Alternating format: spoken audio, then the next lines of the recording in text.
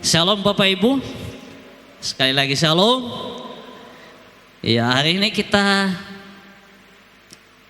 terus belajar tentang kebenaran firman Tuhan. Tema kita untuk bulan ini masih sama, yaitu tentang kemenangan. Di bulan Desember ini kita semuanya di dalam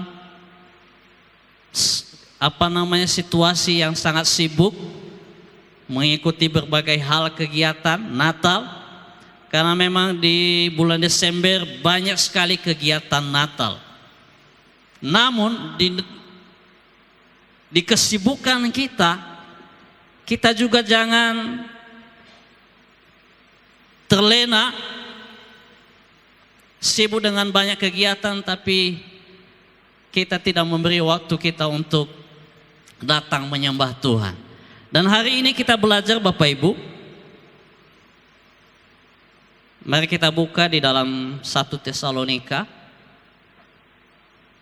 1 Tesalonika pasal yang keempat, ayatnya yang ke-10 sampai ke-12. Kita akan lihat Bapak Ibu, 1 Tesalonika pasal yang keempat ayat 10 sampai ke-12. Hal itu kamu lakukan juga terhadap semua saudara di seluruh wilayah Makedonia. Tetapi kami menasihati kamu saudara-saudara supaya kamu lebih bersungguh-sungguh lagi melakukannya. Dan anggaplah sebagai suatu kehormatan untuk hidup tenang, untuk mengurus persoalan-persoalan sendiri dan bekerja dengan tangan seperti yang telah kami pesankan kepadamu, sehingga kamu hidup sebagai orang-orang yang sopan di mata orang luar dan tidak bergantung pada mereka. Nah, Bapak Ibu Saudara, di ayat yang kita baca ini, kalau kita lihat judulnya, yaitu tentang nasihat supaya hidup kudus. Paulus mengingatkan jemaat di Tesalonika bahwa memang engkau sudah hidup di dalam Tuhan. Engkau sudah percaya kepada Tuhan. Namun di ayat 9 ini, di ayat 10 ini berkata, hal itu kamu lakukan juga terhadap semua saudara-saudara di seluruh wilayah Makedonia. Tetapi kami menasihati kamu saudara-saudara supaya kamu lebih sungguh-sungguh lagi melakukannya. Lebih sungguh-sungguh itu artinya betul-betul hidup di dalam Tuhan. Makanya di ayat 11 berkata, dan anggaplah sebagai suatu kehormatan untuk hidup tenang. Nah, hidup tenang di sini, itulah saya kasih topi hari ini adalah hidup tenang itu berbicara tentang fokus kita.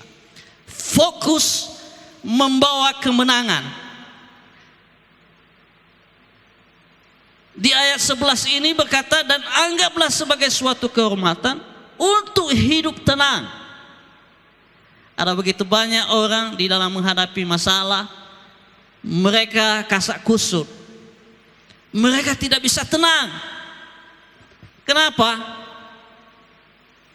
Dia tidak fokus. Saya selalu mengikuti pertandingan atau perlombaan, sekalipun bukan tingkat nasional, mungkin di instansi. Fokus itu sangat menentukan keberhasilan seseorang di dalam menghadapi perlombaan atau pertandingan. Kalau dia mencatu, kalau dia masih memikirkan hal-hal yang misalnya di rumah, pekerjaannya, sementara juga dia sedang lomba atau pertandingan, percayalah, dia tidak akan menang. Makanya kalau saya selalu lihat di pertandingan badminton, pelatih itu selalu mengatakan kepada anak asuhnya, anak didiknya, dia selalu berkata, kamu harus fokus, fokus, tidak perlu terburu-buru, tenang, tenang. Nah, itulah Paulus juga mengatakan kepada kita, dan anggaplah sebagai suatu kehormatan untuk hidup tenang. Memang banyak masalah kita.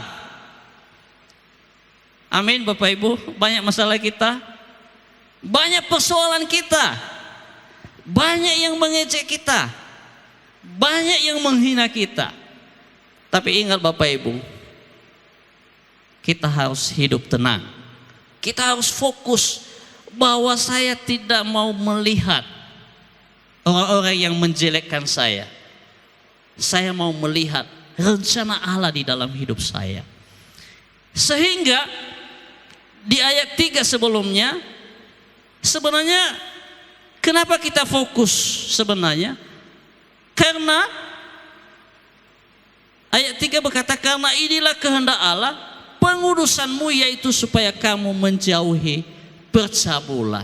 Ternyata di dalam jemaat, di tengah-tengah orang percaya di Tesalonika, sudah mulai ada namanya bibit-bibit ketidakkudusan. Begitu banyak orang hidup tidak menjaga hubungannya dengan sesamanya. Banyak orang mengambil istrinya sesuka hatinya tanpa melihat bahwa apakah dia seiman atau tidak. Mereka sembarangan melakukan hal-hal yang tidak senonoh. Sehingga Paulus berkata, itu bukan rencana Allah di dalam hidupmu.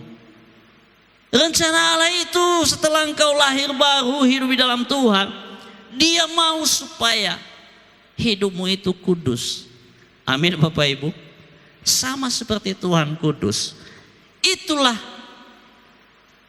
tujuan Allah atau rencana Allah. Kata tenang berbicara tentang fokus pada rencana Allah di ayat 3. Jika kita tidak fokus, maka ada bahaya yang membuat kita jatuh kembali ke dalam dosa. Kita bisa lihat di ayat 7 dan 8. Di situ dikatakan Allah memanggil kita bukan untuk melakukan apa yang cemar, melainkan apa yang kudus. Karena itu siapa yang menolak ini bukanlah menolak manusia, melainkan menolak Allah yang memberikan juga rohnya yang kudus kepada kamu. Bapak Ibu Saudara, ketika kita sudah hidup di dalam Tuhan, roh Allah sudah ada di dalam diri kita. Amin Bapak Ibu. Katakan dulu pada diri kita, roh Allah ada di dalam diriku. Fokus bukan mengasingkan diri, tetapi memiliki waktu-waktu khusus dengan Tuhan. Ternyata yang Paulus inginkan itu, bagaimana kita fokus di dalam menggapai rencana Allah di dalam hidup kita. Ternyata fokus itu bukan mengasingkan diri. Mungkin menyendiri di kamar, kunci pintu kamar, lalu merenungkan nasib kita. Lalu kita berkata, saya sedang fokus. Belum tentu.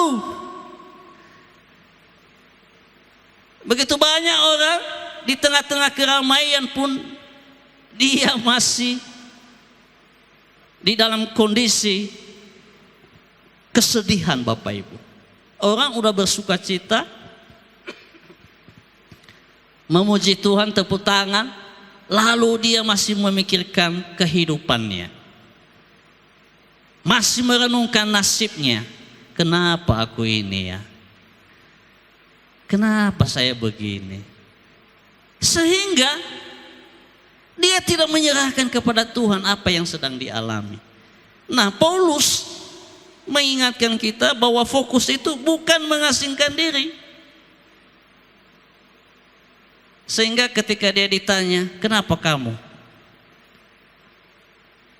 Gak usah dulu banyak bicara lah, saya lagi tenang ini, menenangkan diri. Jangan ganggu saya dulu.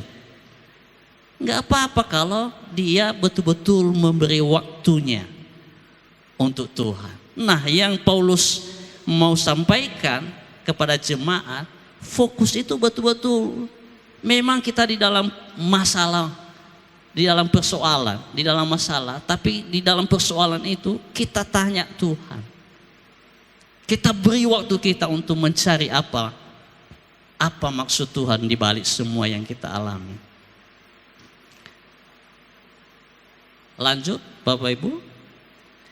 Di situ dikatakan ada 3 hal di mana seseorang fokus.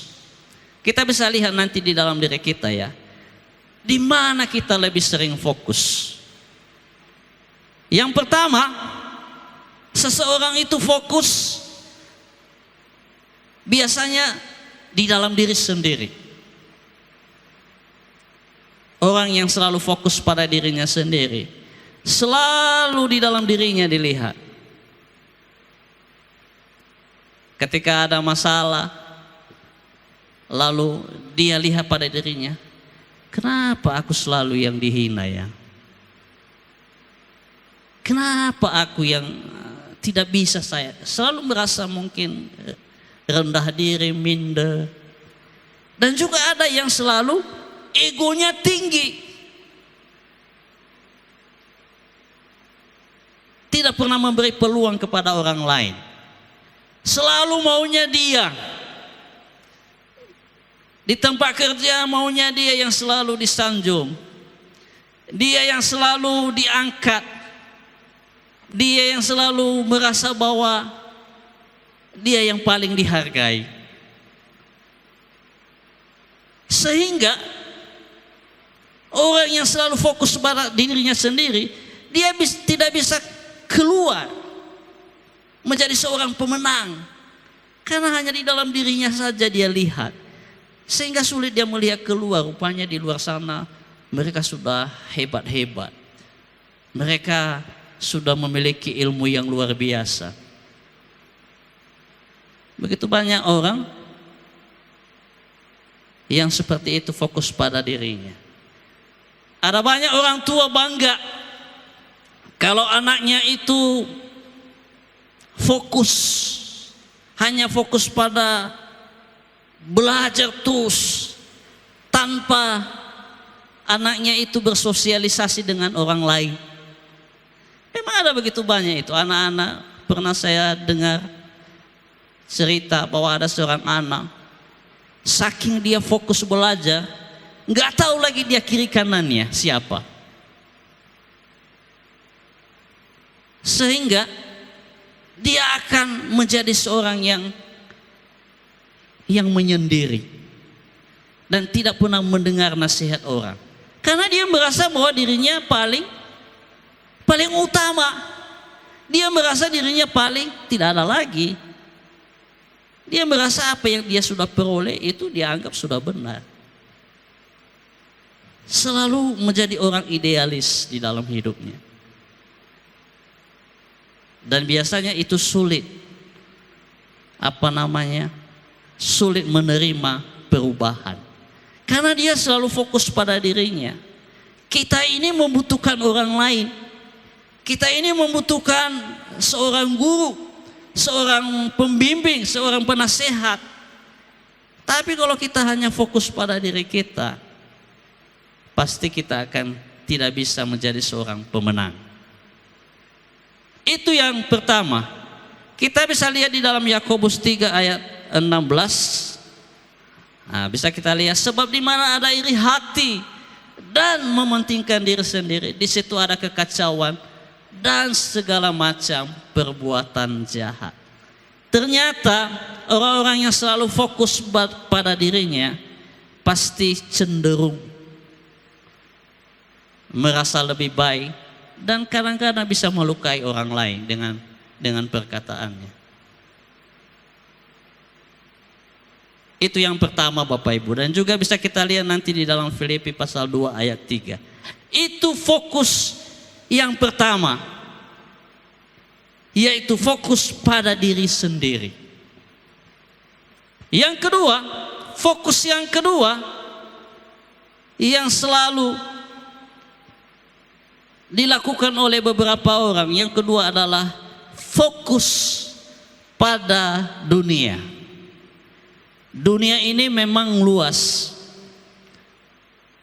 tapi yang dimaksudkan di sini adalah dunia itu. Mari kita lihat di dalam 1 Yohanes pasal 2 ayat 16. Di situ dikatakan sebab semua yang ada di dalam dunia, yaitu keinginan daging dan keinginan mata serta keangkuhan hidup. Ada 3 hal yang namanya keinginan dunia. Yang pertama adalah keinginan mata, yang kedua adalah keinginan daging, yang kedua keinginan mata, dan yang ketiga keangkuhan hidup. Dan di sini orang banyak sekali jatuh dan tidak pernah memperoleh kemenangan di dalam Tuhan karena fokus pada dunia. Selalu keinginan daging yang diutamakan. Bisa kita lihat nanti keinginan daging itu di dalam Galatia pasal 5 ayat 19. Ada di situ tentang keinginan daging. Begitu banyak di situ sudah dijelaskan. Keinginan daging itu adalah hal-hal yang membuat dia terperangkap dengan hawa nafsu, dengan hal-hal yang ada di dalam dunia ini. Makanya begitu banyak orang yang tidak senang kalau dia tidak ke diskotik atau mabuk-mabuk, karena itu semua keinginan daging. Dia tidak mau melepaskan diri dari situ. Dan yang kedua keinginan mata. Sering sekali apa yang kita lihat itu akan mempengaruhi pikiran kita dan akan mempengaruhi kehidupan kita. Nah, itulah sebabnya Tuhan tidak mau kita fokus pada dunia. Saya kalau selalu lihat bangunan gedung yang agak mewah, kadang-kadang tanpa saya sadar, saya lihat, luar biasa. Saya lihat catnya, modelnya. Lalu kadang-kadang sampai saya di rumah pun, saya bawa di dalam pikiran saya. Lalu saya pikirkan, maunya saya punya rumah seperti itu ya. Berangan-angan Bapak Ibu, berandai-andai, padahal saya tidak punya uang untuk itu. Tapi sering sekali kita diganggu oleh hal-hal itu. Karena tadinya kita melihat, tapi karena kita tidak bisa fokus pada rencana Allah, akhirnya kadang-kadang kita terbuai dengan khayalan kita. Demikian juga dengan handphone kita Bapak Ibu. Handphone ini menyediakan banyak hal, video-video yang tidak jelas. Hati-hati kita Bapak Ibu. Saya bukan hanya berkata hanya kepada laki-laki saja, kepada perempuan juga. Hanya tadinya melihat-lihat, tapi ke bawah pikiran, akhirnya menjauhkan hubungan kita dengan Tuhan. Itu keinginan mata. Laki-laki sering jatuh di mata. Kami para laki-laki ini sering jatuh di mata. Karena kalau kami lihat, semua senang kami melihat yang bagus-bagus, yang indah-indah. Makanya bagi wanita, jangan suka pakai busana yang kurang-kurang bahan. Jangan salahkan laki-laki kalau dia melihat. Ada ustadz yang mengatakan, kalau dilihat dosa, ya kan? Kalau tidak dilihat, barang bagus katanya. Nah, itu memang kelemahan seorang laki-laki. Nah, artinya kita sebagai orang percaya, kita tidak fokus ke situ. ke hal yang dunia ini, yaitu keinginan daging, keinginan mata. Dan yang selanjutnya adalah keangkuhan hidup. Nah, inilah yang sering kita sedang hadapi maupun di pulau kita ini. Kadang-kadang keangkuhan hidup itu sangat tinggi di tengah-tengah kita. Bertetangga saja, hanya persoalan kecil-kecil saja, tidak mau belajar untuk minta maaf, memaafkan. Tidak mau belajar menerima kesalahan orang. Sering menganggap, emangnya siapa dia rupanya?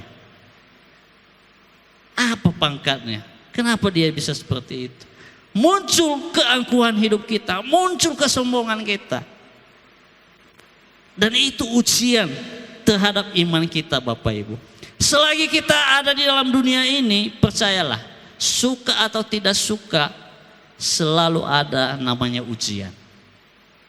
Katakan kiri kanannya, suka atau tidak suka, selalu ada ujian imanmu. Pasti ada ujian. Kenapa? Karena memang itu tujuannya. Tujuan rencana Allah itu supaya kita sempurna sama seperti Yesus sempurna. Itu fokus yang kedua.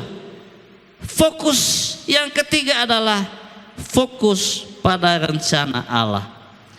Di ayat 3 tadi di Tesalonika ini berkata, karena inilah kehendak Allah pengudusanmu, yaitu supaya kamu menjauhi percabulan. Salah satu rencana Allah di dalam hidup kita setelah kita menerima Yesus sebagai Tuhan dan Juru Selamat bagi kita, setelah rohnya ada di dalam kita, rencana Allah adalah menjauhi namanya percabulan. Tuhan mau hidup kita ini kudus. Dia mau ketika kita kudus, Dia bisa berinteraksi dengan kita. Dia memberi hidupnya untuk kita temui di dalam doa-doa kita. Karena hidup kita jaga. Itulah Paulus mengatakan, kamu harus lebih bersungguh-sungguh lagi. Fokus kepada rencana Allah. Bisa kita lihat juga nanti di dalam Yesaya pasal 55 ayat 8. Rancangan-rancangan itu, rancangan Tuhan sungguh luar biasa. Dan di dalam Yeremia pasal 29 ayat 11 sampai 14, rencana Tuhan itu adalah masa depan yang penuh pengharapan. Luar biasa sebenarnya rencana Allah di dalam hidup kita. Tapi di dalam mencapai, di dalam meraih rencana Allah itu pasti ada tantangan. Pasti ada ujian-ujian yang akan membawa kita semakin serupa dengan Kristus.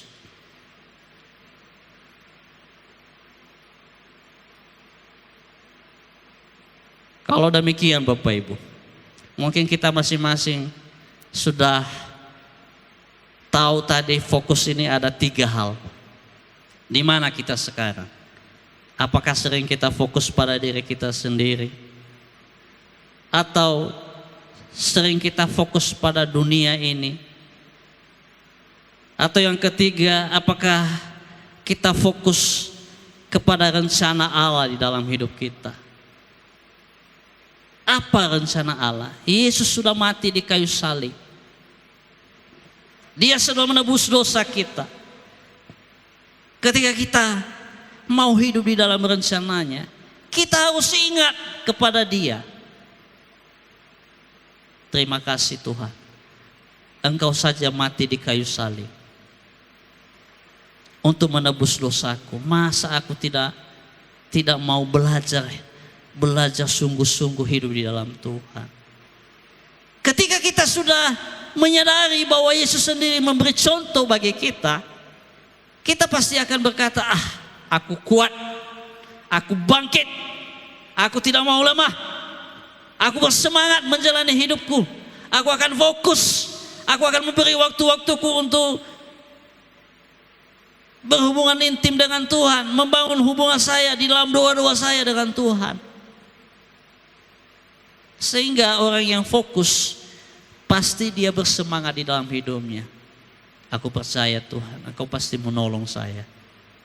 Aku percaya sekalipun saya belum dapat pekerjaan, aku yakin Tuhan, Engkau akan menolong saya. Dia bersemangat di dalam hidupnya. Kenapa?